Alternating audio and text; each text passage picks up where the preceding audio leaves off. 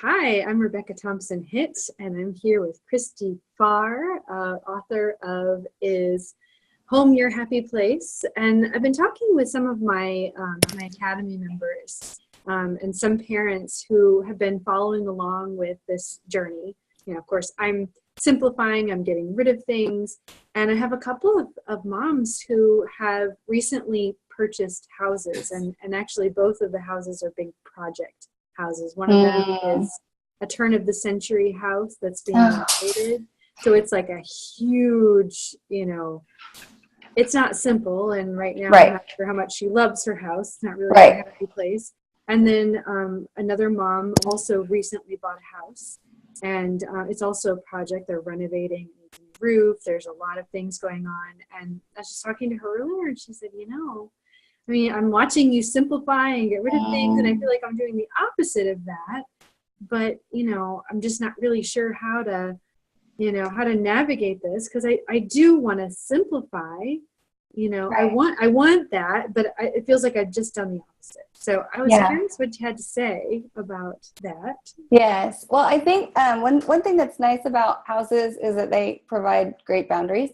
We talked, I think, the last time about with what to do with kids things, and I talked about how cool it is to have a box that they put their school stuff in, because then there's walls, there's a lid, and it kind of helps them decide what's a reasonable amount of things to keep. And as you get more things and you want to put them in, you can release things that aren't as valuable. It just really makes a lot of space for the container to create choice making demands, Right. And so when your container is a big house, you can get a smaller container, right? Which is what you're doing. We're talking about going from a quite large house to, storage, what you can take in a suitcase, what you can travel with. That's, helping remind you that releasing is the direction you want to go. But if you've moved to a bigger house, or if you're just in a large space that you actually have more space than you have stuff, you can still be miserable. You can still be upside down energetically in terms of what's in the house, in the space, what you're storing in the space, without actually running out of space. Right. And I think that it might actually take a little more discipline. If I have room to store every art project my kids ever made, maybe it does take a little more discipline to go through and release them. If I can store, if I have a huge pantry and I can store lots of, foods, like maybe it is a little harder to go in and say, well, it's all fine in here, but it's more than is true for us, Closets are the same way. We joked about towels. If you can have 70 towels, if you have a space for that, then what's the motivation? And it becomes, you have to kind of flip it around. And instead of looking at the space and saying, wait, I have too much stuff in this space, you flip it around and you say, how much am I willing to manage? Because if the space isn't giving you a boundary that forces releasing, then looking at the way you're using the space, like, yes, you can hold all that stuff here, but do you also have space to play? Do you have the calendar space to play? If you're so busy maintaining all of this stuff, then do you have the actual, physical space? Do you have the emotional space? Do you have the mental space? Do you have the, calendar space? Do you have the energetic space to live your life? Or are you spending all of your time inventorying, cleaning, organizing, returning to its base, wherever it goes, the stuff? And when we're spending that much time cleaning, or that much time organizing, or that much time trying to make sense of this stuff, then we're not living, we're not playing, we're not engaged in our lives in the way that we mean to. So you can use the maintenance of the stuff as the walls. Is this stuff able to fit in my space? Yes. There's still too much. Is this maintenance of this stuff able to fit into my life? Right. And if you can't maintain it, if you can't manage it, if you can't have stuff and life, then that's your cue. And especially with a house, I'm inspired by the idea that a house has been purchased that has to be renovated, because the choices you make when you renovate a space absolutely that makes that space lend itself toward more simple living or away from simple living. Right. Like the way that you create storage space. Do you need enough storage space to keep stuff that you don't have any business storing? No. Don't give up a lot of space to storage. You don't need to be storing a lot of stuff. Now, if you have a lot of outdoor stuff, I have one family I work with, they're Four Seasons people, outdoor people. And then, it's in the summer, they've got the winter stuff. In the winter, they've got the summer stuff. They need some storage space. But beyond, the holiday decorations and maybe the camping equipment and the whatever off-season outdoorsy stuff, we really probably need to be using most of what we own. Mm-hmm. So the way that they redesign those spaces and then what they do in terms of color is huge. We haven't talked about that at all here because you're releasing this stuff instead of making home. But I've had a lot of clients who do this process and they still don't feel happy. And what we find out is they've stripped it down and it's bare and there's no life in it. There's no energy in it. So then we start talking about color. What do you want this space to feel like? I'm not going to tell you what your space needs to feel like. So instead, I'm going to make you go do a Google search and have you find me a picture of a place that you want to walk into when you say, I'm going home. Then how do we create that feeling? How do we create that environment? If you're going to walk into a spa and say, and that's the feeling you need more of in your life, then how do we turn one of those rooms into something that feels like a spa? If you want that feeling you get when you go to the library, then how do we turn your toy room, playroom, extra room, office into a space that feels like a library? If you have a friend that you love, love, love, love, love being in her bedroom, then why don't we make your bedroom feel that way? Mm-hmm. And that's about color, decorations, the way you use the space. There's a lot more boundaries we can choose than just the walls. Right.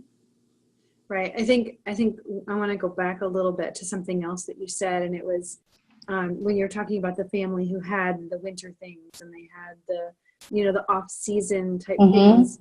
One of the things that came up when I was talking to one of the moms earlier was, she was saying, well, we have this outdoor space now. We have, gardens, and we have, we've got. We need a wheelbarrow, so I'm going to go buy. We maybe need 2 wheelbarrows, and right. I don't want to buy more stuff, but we need it. And I think that's. I just want to emphasize that because that was like a struggle I was hearing with her. Is it's not that stuff is bad. It's right. Choosing the things right that you want to bring into your life. Absolutely. Making room for those things. And so, yes, if you need a wheelbarrow, if you need 2 wheelbarrows, and you go get them. Right. There are people who cook like extraordinary things in their kitchen, and they actually need to use the closet in the hall to hold stuff they cook with, but they're using it. So what you want to do is think, okay, who are we? I'm this person, or we're these people, and we have these, purpose and life, this collective purpose in life, individually and together, and we have these things that we intend to get done. What are we doing for a living? How are we making money? And then what do we want to do with ourselves? Like, do I want my life to be about? And for people who want to grow their own food, they need a garden. They need a place to do that. And if that means having 2 wheelbarrows, do that. Why would you make your life harder to avoid having stuff? I'm a little bit of a confession here. I'm a 3-broom witch. And let me tell you why. Like, I want one for outside, and then our outside out front is really far away from the outside out back because of the way that this property is laid out. So I have one that I use outside. I have one in the kitchen, and I just told Deani I need to buy another one for the basement because we sweep down there. It's where the laundry gets done. It's by the cat box. And vacuuming linoleum in a basement when you're trying to collect litter is ridiculous. And so I said, I want a 3rd. And she's like, so 3 brooms? And I was like, turns out that's probably a little excessive in some ways, but the quality of my life changes when the broom that I use outside doesn't have to come sweep my inside floors, and the broom that I use on the cat litter doesn't have to be used in the kitchen. Like, this is just the kind of crazy I am. And if it needs 3 brooms, it needs 3 brooms. There's just nothing wrong with that. And everybody has their version of that. Some people have an office space and they close it because they realize they always work on the laptop in the living room. Mm-hmm. Some people have, a bedroom and they put the kids in the shared bedroom because they realize that they're going to die if they don't have an art space soon. They're going to spontaneously combust and be miserable mothers if they don't make an art space. Yeah. And this is what we need. We need homes that are like locker rooms for the life that we're living. And there's no right or wrong. It's like, who are you and what do you need? Let's make that happen. Awesome. Yeah. You need freedom. You need to be free of your house. That's why we're making this happen. It's not because being home free is everybody's ideal. Yeah, no. This is just where you are. Right. Right. Yeah. But us right now. And there's part of it that's scary, but for mostly it's, it's very freeing, and it's what we need to do. Absolutely. Yeah. Yeah. We need a house that 3 people can go to college in, and that somebody can run their, business. I needed a place where I could set up the laptop on the little mini drum and sit and talk to you on the kitchen table. I have a space that we just converted from a storage space of like arts and crafts and fun games and things. We moved all that to the basement, released a lot, and made a space for me to write, because I was like walking around basically unable to write. Johnny's like, I've watched you. You're not writing. You need a space to write. So now I have one. Spaces can morph and people will change. And the more and more true we become to ourselves, the more we're going to find a way to make that space true for us.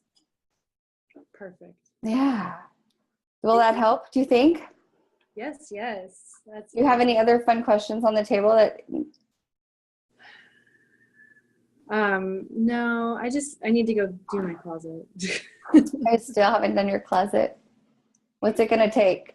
Well, it's just, my son started school today, and it's just one thing. And then I started homeschooling today. And so in the midst of everything else, Of course. crazy. So I have a question. Aren't you about to go on the road?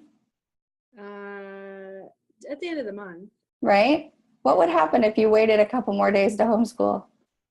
Do you have to homeschool today? Well, this is Josh's argument, actually. Okay. He's like, no, why don't we wait until the end of the month?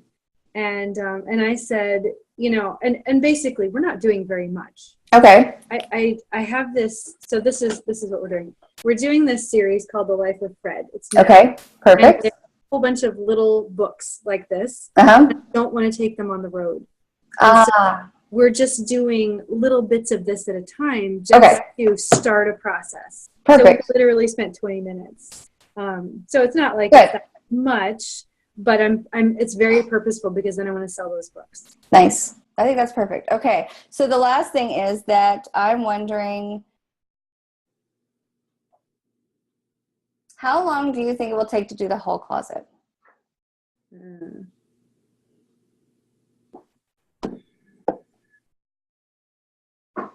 Well, I was going to start with my clothes, and it won't take me that long to do the clothes. Okay. And then I'm not sure what's up above and how much of it is mine and how much of it is Trey's, because we've been talking about going in and doing that.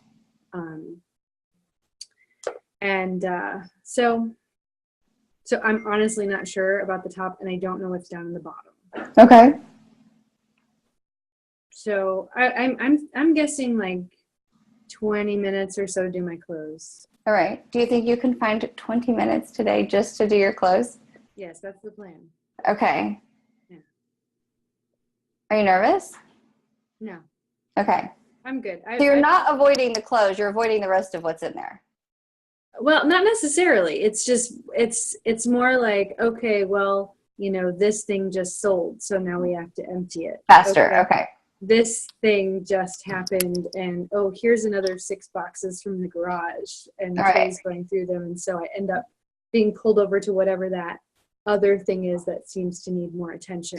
Sure. Okay. So maybe what you do is make a big announcement to everybody. And the only reason I'm harassing you is because you've been saying the closet all week, right? Yeah. And so I'm recognizing that what's happening to you around your closet is what's happening to every woman who's watching this ever for the rest of time, right? It's like, why can't I ever get to my stuff? Mm-hmm. And so if we find the answer, are you trying to avoid it? Are you running away from it? Like, is it intimidating? Do you not know what to do with that stuff? Is it hard to let go, right? No, this is that everybody else's stuff is trumping your stuff. Right. So you make a big announcement. I'm going in my closet. If you see me in the next 30 minutes, harass me to get back to the closet because I have wandered away. And then you go in, and if anybody interrupts you, you do the whole, if the house is on fire, come get me. Otherwise, I'll be in my closet. Right. Right? Because you deserve that, and you need that groundedness. Yes. Okay. All right. I'll wait for an update on the closet. All right. Talk to you soon. Thanks, Christy. You're welcome. Bye. Bye.